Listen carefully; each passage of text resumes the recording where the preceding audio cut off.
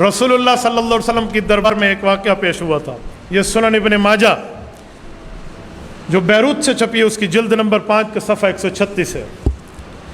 سیدہ عائشہ رضی اللہ تعالی عنہ صحابہ کا واقعہ نقل فرماتی ہیں، فرمایا بینما رسول اللہ صلی اللہ علیہ وسلم جالس فی المسجد، مسجد نبوی کا منظر تھا، رسول اقدس صلی اللہ علیہ وسلم صحابہ کے ساتھ اس محفل میں موجود تھے، اذ دخلت امرأۃ من مزنہ ترفل فی زینت اللہ فی المسجد، کا ایک عورت زیب و زینت کے لباس اور بناؤ اور سنگار میں مسجد کے اندر ایک بڑے آسن چال چلتے ہوئے آئی، تو رسول اللہ صلی اللہ علیہ وسلم نے چہرہ ہٹا کر فرمایا یا ایھا الناس انہوا نساءکم عن لبس الزینہ، اے لوگو اپنی خواتین کو اس بات کا آپ نے حکم کیوں نہیں کیا کہ تمہیں منع ہے اس طرح کی زینت گلیوں میں آ کر کرنا، یہ زینت تو اپنے خاوند کے لیے گھر میں ہے، باہر تو نہیں ہے، آپ نے منع کرنا تھا۔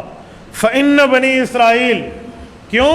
جو پچھلی امتیں تھیں بنی اسرائیل، لم يعلنوا حتى لبس نسائهم الزینہ، اللہ نے بنی اسرائیل پر لعنت اور عذاب تب نازل کیے تھے جب انہوں نے اپنی خواتین کو اس برائی کے کاموں پر منع کرنے پہ نہیں روکا تھا۔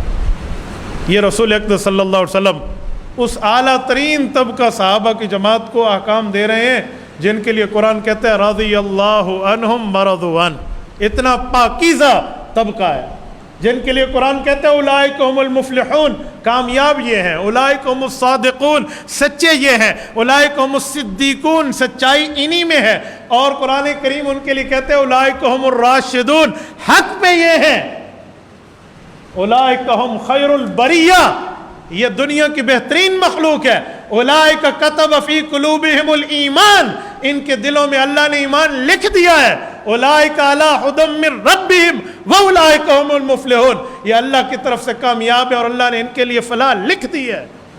اس طبقے کو سمجھایا جا رہا ہے۔ آج کا ماحول تو اس سے 1400 سال کے بعد کا ہے۔ میں کہتا ہوں میرا پیار کا تعلق بڑا پاکیزہ ہے، میں نے اپنے تعلق کو ویریفائڈ خود کرنا ہے، اس کو ڈیفائن بھی میں خود کر رہا ہوں، مجرم بھی میں ہوں، جج بھی میں ہوں، وکیل بھی میں ہوں، با کم پورا تھے گیا گربا میرو سگ وزیرو موش رادی واں کند این چنی ارکان دولت ملک راں ویرا کند، تو پھر سب کچھ میں ہو گیا، تو پھر فیصلہ کس نے لینا ہے، ڈیسیجن کس نے لینا ہے؟ تو یہ ہم غلط کاری بھی کرتے ہیں اور اس غلط کاری کی دلیلیں بھی دینا شروع کر دیتے ہیں۔ یہ رسول اللہ صلی اللہ علیہ وسلم کے زمانے میں۔ ایک روایت مزید سنیے، یہ جامع ترمذی جلد نمبر 2 کی روایت ہے۔ سیدہ میمونہ بنت حارث رضی اللہ تعالیٰ عنہ ارشاد فرماتی ہیں کہ ایک بار میرے پاک پیغمبر صلی اللہ علیہ وسلم نے فرمایا، اور ہم عورتوں تک اللہ کے رسول کا یہ فرمان آیا، فرمایا مثل الرافلۃ فی الزینۃ غیر اہلھا کمثل ظلمۃ یوم القیامہ لا نور لہا، فرمایا جو ناز نخرے سے غیر محرموں کے سامنے چلنے والی عورت ہے، یہ قیامت کے دن اندھیرے میں ہوگی، روشنی اس کے قریب نہیں ٹپکے گی۔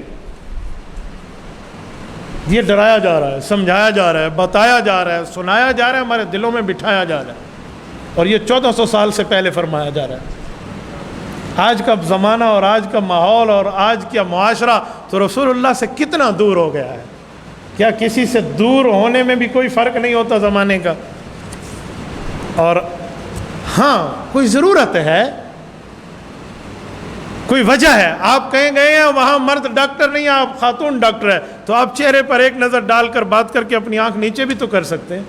آپ کسی آفس میں گئے ہیں، وہاں خاتون ہی بیٹھی ہوئی ہے، انہوں نے بٹھایا، جس نے بٹھایا اس کا گناہ اس کے ذمے، لیکن جو آپ نے بات کرنی ہے تو آپ نے پھر طریقے کے مطابق بات کرنے کا نکلنا بھی تو ہے نا۔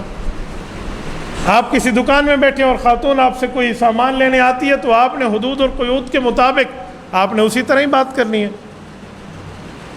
یہ دلیل دینا کہ بھئی وہ بد نظری کر رہی تھی، وہ غیر پردہ کے نکلی تھی، سبھی ہی مجھ سے کہتے ہیں کہ رکھ نیچی نگاہ اپنی، کوئی ان سے نہیں کہتا نہ نکلو یوں عیاں ہو کر، اس طرح کی دلیلیں دینے والے کو قرآن کریم کہتا ہے کہ میں نے نظریں نیچی رکھنے کا حکم مرد کو دیا ہی اس لیے،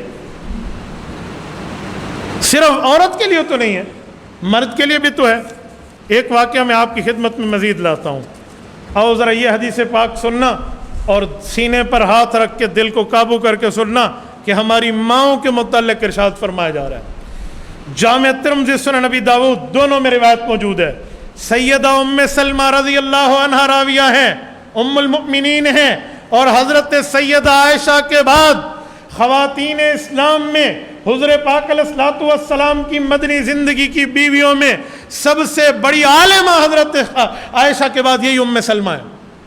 حضرت ام سلمہ کا علم میں، تقوی میں، طہارت میں، للہیت میں اور اللہ کے رسول اور اللہ کی محبت میں نمبر حضرت عائشہ کے بعد شمار ہوتا تھا۔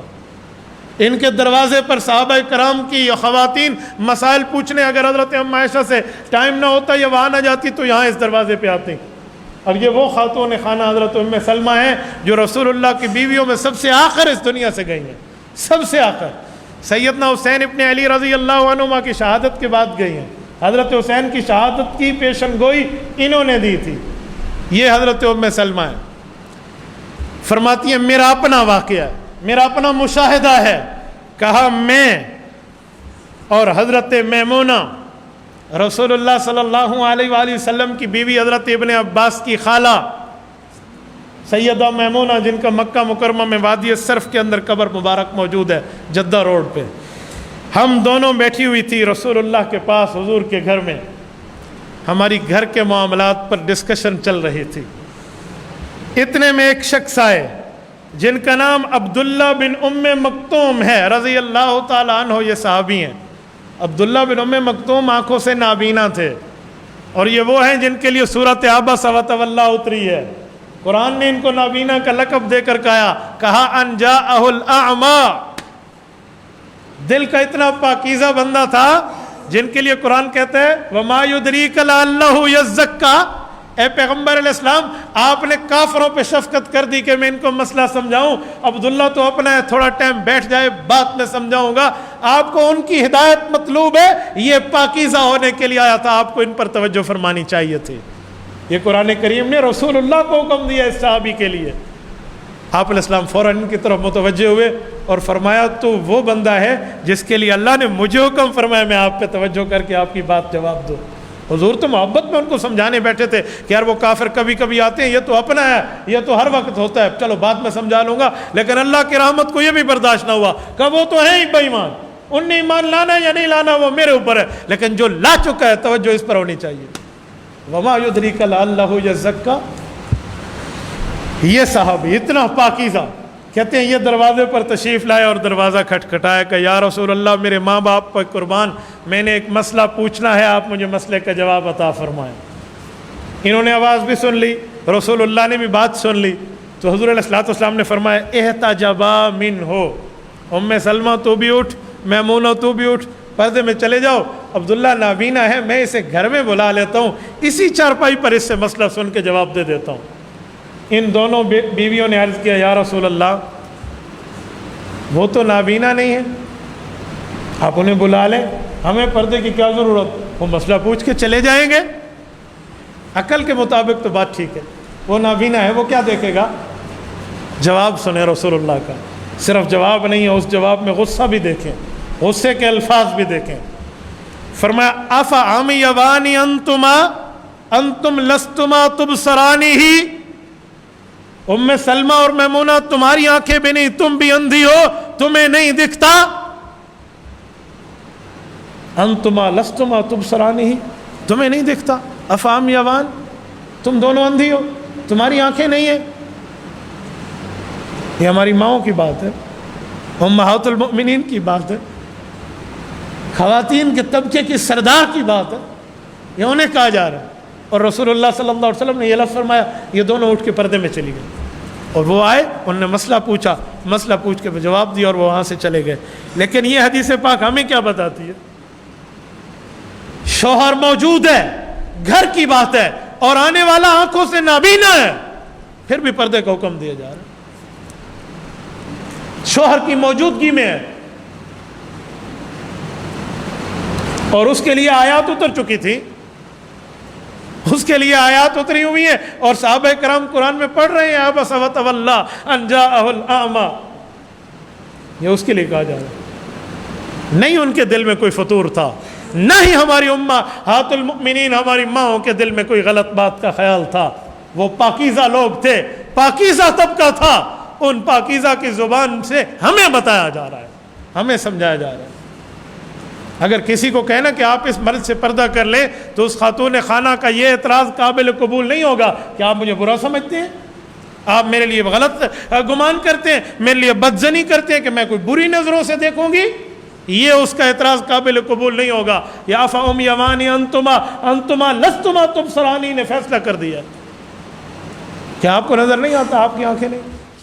تبارك الذي نزل الفرقان على عبده ليكون للعالمين نذيرا